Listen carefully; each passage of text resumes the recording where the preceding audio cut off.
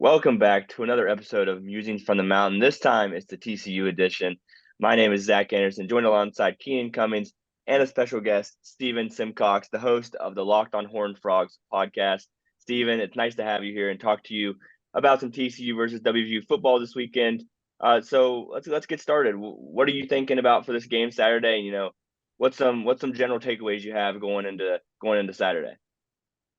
Well, I think it'll be a good test for TCU's offense. They've really produced well all year. The last few weeks, they scored, over 30 points. They left some points on the board. Haven't done a great job in the red zone. So this is probably, I would say the best defense they've faced so far. Colorado didn't really test them a whole lot. They did cause some turnovers, and obviously, ultimately, that's why they lost that football game. And then they've kind of handled their business against Nicholls State, Houston, and SMU, but now they get a really good defensive line from West Virginia.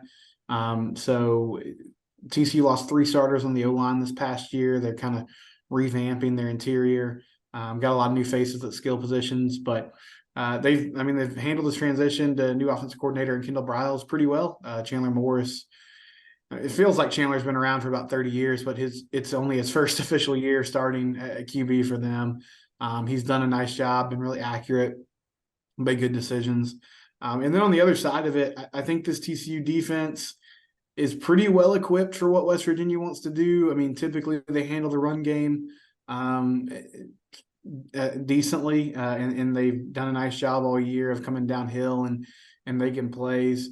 So I think it just comes down to, can they limit any surprise big plays in the passing game? And I definitely think if they protect the ball and, are able to get TCU's able to get the ball to their athletes in space, and they have a good shot to win this game. But if it becomes a rock fight, then that's where West Virginia wants it, and they've done a good job of winning those types of games this year. TCU quarterback Chandler Morris, where is he at as a player? How have you seen him grow? And, how is he kind of commanding this offense right now? How is he engineering this group? He's doing a really good job. I mean, in game one, as I mentioned, 2 interceptions in the red zone, which you can't have that. And he talked about that after the game. He also talked about after the Colorado game, he felt like he wasn't using his legs enough. He was just kind of locked into just making plays in the pocket. But he's grown in both those areas over the last few weeks. I think he's got a good understanding of what he wants to do. And honestly, like when they've gotten slowed down this year, it's been because of penalties. It's been because of just not winning first down, getting in 2nd and 13, 3rd and 8, those tough situations for any offense to perform. But he spreads the ball around a lot. I mean, they don't at this moment have a guy that I would say is a true number 1 wide receiver. They got some good players. Jared Wiley, their tight end, has really stood out. They're getting Dalen Wright back this week, a transfer from Minnesota, who made some plays in week 1. J.P. Richardson from Oklahoma State, who transferred in this season. You kind of go down the list, but he's done a nice job of spreading the ball out to their playmakers, and I think he's handling the offense well. It's really just about executing the details for that side of the ball for them to get to the next level and get to their ceiling. But I've had nothing but really positive things to say about Chandler this year. I think he's stepped in and done a nice job. Obviously following a pretty legendary player in Max Duggan, who was a Heisman finalist last year. So big shoes to fill, but I feel like he's done it admirably so far. You mentioned Duggan. I wanted to ask you, is the offense pretty similar to what they ran last year? They doing a lot of the same concepts? Does this team want to run the football? Or, how does it look differently, with a different quarterback back there? Still want to run the ball. I think it looks different in a couple of different areas. One, I mean, last year they had so many explosive plays, and I feel like there was a certain amount of like, screw it, Quentin Johnston's down there somewhere. Like, let's just throw the ball up in the air and let him go make a play. And now he's moved on. And so they're not pushing the ball down the field as much as they were last season.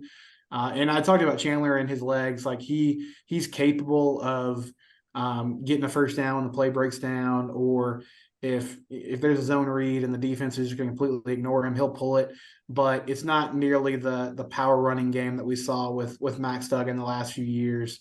That's kind of gone. They've put a lot on Amani Bailey, their starting running back, and he's done a nice job as well. The tempo is consistently faster. They would run tempo at times last season, and Garrett Riley liked to go fast, but they're really making a point to try to push the pace this year, which I think is a difference as well. But there's some similarities. It's still kind of that air raid tree, just a different variation of it. But it's an offense that is a lot more predicated on moving the chains and kind of sustaining drives than a lot of the big, like 50-plus yard plays that you saw last year. So let's flip over to defense. What's been different on that side of the ball? Because I feel like a lot of people after the Colorado game wrote off what TCU's defense could be. So what improvements have you seen there, and what can you see from that group? Yeah, that was a rough season opener for them. I think if you got Joe Gillespie like in a quiet moment where he could be honest, he would say that they weren't super prepared for what Sean Lewis was going to do, and they kind of got caught flat-footed and didn't really do a great job of adjusting.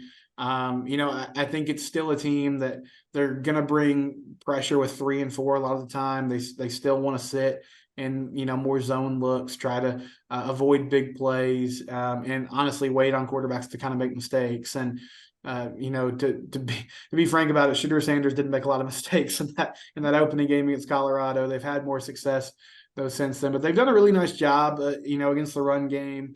One thing to note this week is Johnny Hodges, their starting middle linebacker. I don't expect him to play. They haven't officially said he's out, but I don't get the sense that he'll be playing. So Shad Banks is his replacement, and Shad's played a lot of snaps, but he's more of an athletic, like sideline to sideline type of guy. So I think they do lose some of their run help in that regard.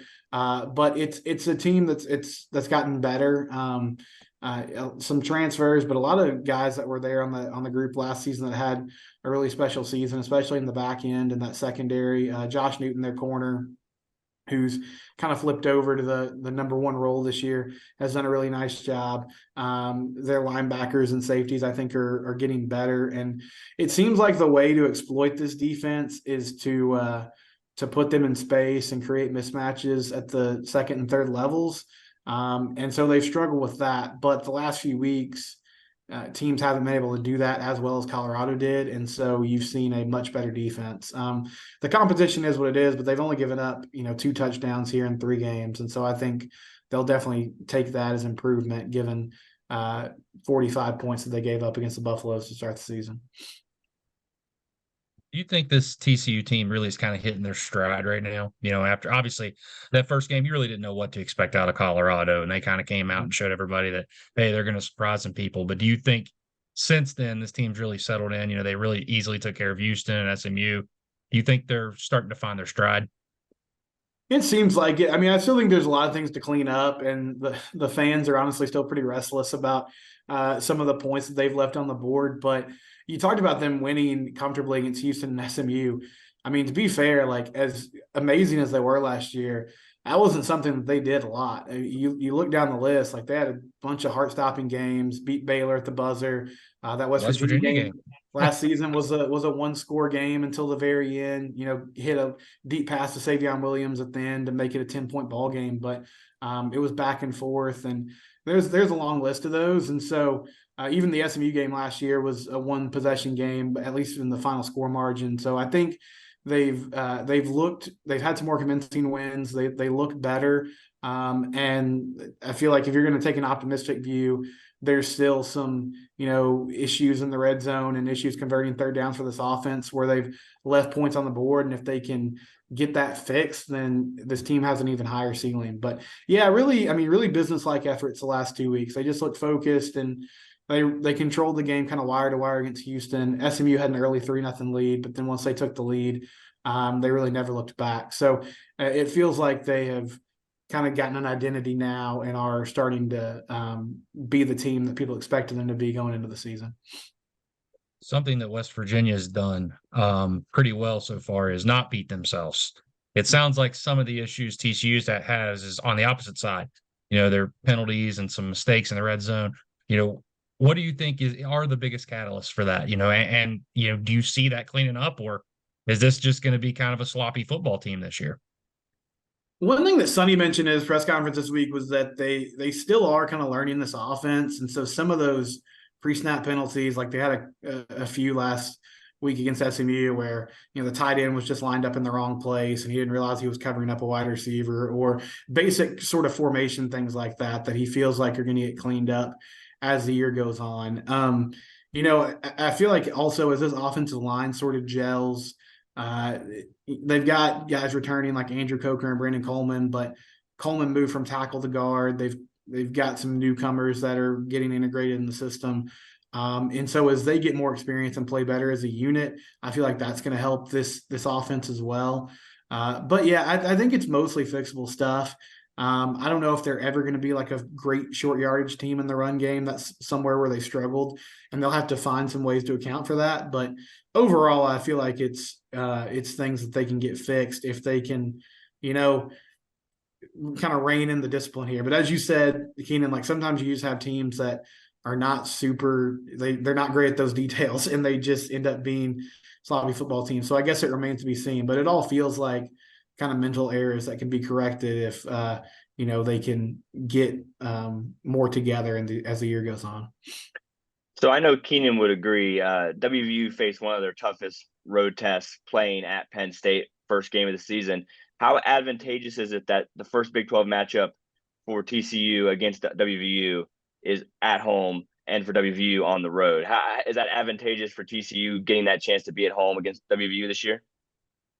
Oh yeah, I would definitely rather have a night game in Fort Worth than have to go to Morgantown and face West Virginia for a 7 p.m. kick. I feel like that's a lot of time for the locals to get lathered up before the game actually starts. Lathered up is a good one. That's funny. It should be a fun environment. Like they're doing a blackout Saturday night, and so the team will have all black uniforms.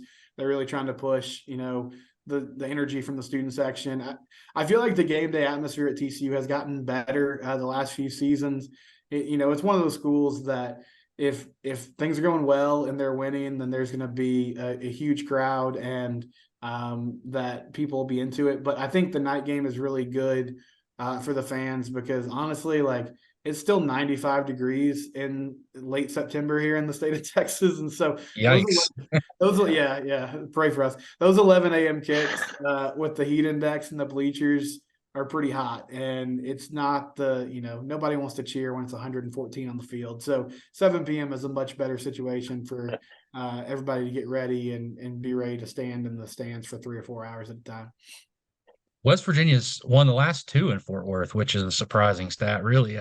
Has that been anything, TCU's talked about? I know obviously different coaching staff, but anything that TCU's talked about or anything to that degree this week?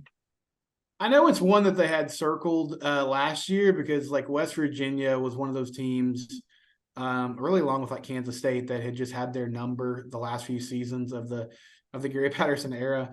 I know the last time West Virginia came to Fort Worth, it was honestly like, I remember that being the moment that I thought, okay, I think we've reached the end of Gary's tenure. It was sort of a sobering game. They lost. I don't remember what the final score was, but it kind of got out of hand there in the fourth quarter. And it was a game like going into it, you felt like, okay, TCU, not a great football team, but they should be able to right the ship at home against West Virginia and just couldn't do it. So, they want to protect the Carter. They've only lost one game in the Sonny Dykes era at home, and that was that Colorado game a few weeks back. I don't think it's something that they've, talked about explicitly, but you definitely want to win your home games. And West Virginia has been one of those teams that's kind of been a thorn in their side. And even last season, that was a really close football game. So I feel like it would be a nice statement for them if they could win convincingly Saturday night. It does seem like these two teams that come in together are always kind of ping-ponging back and forth. One will get the other one will get the other one, have a little streak. But we'll get you out here on the last couple of things here, man. What are the keys to the game here? What did TCU has to do to win this football game? And how do you see this thing playing out? You don't, if you're not comfortable giving a prediction, you don't have to, but usually, podcast guys aren't afraid to do that. No, I don't mind doing a prediction. I mean, as far as keys to the game go, I think regardless if who plays quarterback for West Virginia, you just got to force them to throw the football and be in some third and long situations. And so if they can slow down that run game on early downs, then that'll be huge for this TCU team. Winning the turnover battle is always a big deal, but for an offense that has been struggling a little bit on West Virginia's side, you don't want to give them extra possessions and short fields to go get easy points. And then offensively, I'm really curious to see like how they do. I think it'll be a great test. Even in some games where they've struggled, they've still scored 30+ points. So if they can hit that mark, then I really like their chances to win the football game. As far as predictions go, like I think straight up TCU wins the game. I feel like it's going to be a back and forth ball game. And it's going to be close. I do believe though, like from a matchup standpoint, if they can get some stops and that offense gets going in the second half, then they can make it more comfortable. But I feel like the Frogs win. I won't pick them to cover. I think 12.5 is the latest spread that I saw. But I feel like TCU wins, and it's a game where, it was close, but the final score maybe isn't in doubt. So if somebody wants to clip that and put it on Twitter, the WV faithful, please feel free to do that. I'm not, I'll take my medicine if I end up being wrong. Well, Thanks a lot, Steven. Thank you. Appreciate it, bud. Thanks, guys. Well, I agree. I do think this game is going to be closer than the spread. I do. I do not think West Virginia is going to win. I know I've been on a roll recently. I called 2 wins in a row, but I do not think West Virginia is going to win this football game. Neil Brown has to prove it to me that they can win on the road. He has not been able to consistently do that. I think TCU is the best offensive football team that West Virginia will play. Has played this season. I really like Penn State, but first start for the quarterback, they were kind of working the kinks out themselves. So I think that this is the best offensive team they will play. And I do think West Virginia is going to hang around, though. I think that TCU wants to run the football. West Virginia's done a good job stopping the run. The offense has got to perform, regardless of who gets the start. Nico's done a little bit more in practice this week than last week. We'll find out, who gets the start. My guess would be Markule at this point, but we'll see. I do think that they'll keep it closer, but Horned Frogs. I think the Horned Frogs are going to win this one. For Neil Brown's sake, I'd love to be wrong. It's been a much more harmonious place on the Blue Lot of late. Yeah, it definitely has. And, you kind of said exactly what I was thinking, because we haven't seen Neil Brown and this team win on the road consistently. And to be frank, some games they don't show up, and some games they do, and they play really hard on the road, like against Penn State for the first 3 quarters especially. So we've seen kind of a mix of both bags there. So it's going to depend on them showing up on the road, and the offense has to step up. If it's Markule under center, then we're going to need to see more confidence in the passing game. I feel like I talked on Saturday on a radio show, and I felt like there's just not a lot of confidence in the passing game. And that didn't really change that much against Tech. So I want to see more confidence in that side of the ball. And of course, your bread and butter, like Nico said in his interview, is running the ball. So stick by that, and the defense can hopefully make it close. But I think TCU will win. If I had to give a stout prediction, I'm going to say 34-21. I think it'll be close. I think TCU will pull away because they're at home and they have a better offense. That's just simply put. But the defense will make it close, I think, for West Virginia, because we've seen so much improvement from that group. It's been impressive. Yeah, I want to make this very clear. I know everyone's concerned about the offense, and rightfully so. But if you're winning a football game, it doesn't matter if you win 7-6, 3-2. Ugly it up as much as possible if you got to win. There's no such thing as an ugly win. So if West Virginia can go down there and muck this one up too, win 16-13 or some crazy score. You should be all for that, because it does not matter as long as you win the football game. So we'll see how it plays out. We got plenty of coverage on the site, as always. Going to have a lot of stuff leading up to the game, and as always, we'll have you covered post-game. Thanks for tuning in again. This has been another fun-filled edition of Musings from the Mountains.